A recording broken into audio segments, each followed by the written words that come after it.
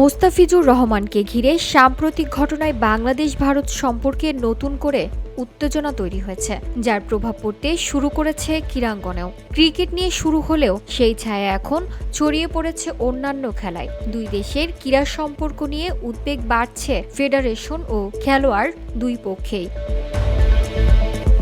এই পরিস্থিতিতে ভারতের নিয়মিত পেশাদার টুর্নামেন্টে অংশ নেওয়া বাংলাদেশের বেশ কয়েকজন গলফার আপাতত সে দেশে না যাওয়ার সিদ্ধান্ত নিয়েছেন। শীর্ষ গলফার দুলাল হোসেন এই মৌসুমের বাছাই টুর্নামেন্ট খেলতে আহমেদাবাদে না যাওয়ার বিষয়টি নিশ্চিত করেছেন।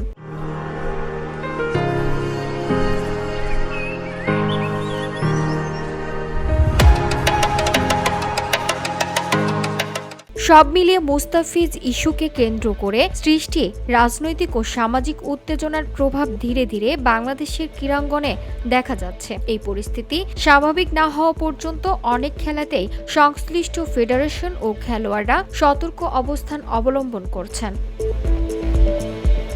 দুলাল বলেন, আমি পিজিটিআই থেকে আমন্ত্রণপত্র পেয়েছি, এমনকি ভারতের স্বরাষ্ট্র মন্ত্রণালয়ের অনুমোদনও চিঠিতে আছে, কিন্তু এই মুহূর্তে আহমেদাবাদে গিয়ে খেলাটা নিরাপদ মনে হচ্ছে না।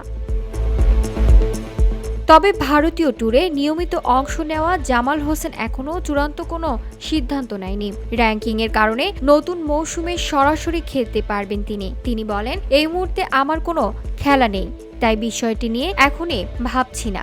সামনে কি হয় সেটা দেখার বিষয়। VOD Bangla news desk.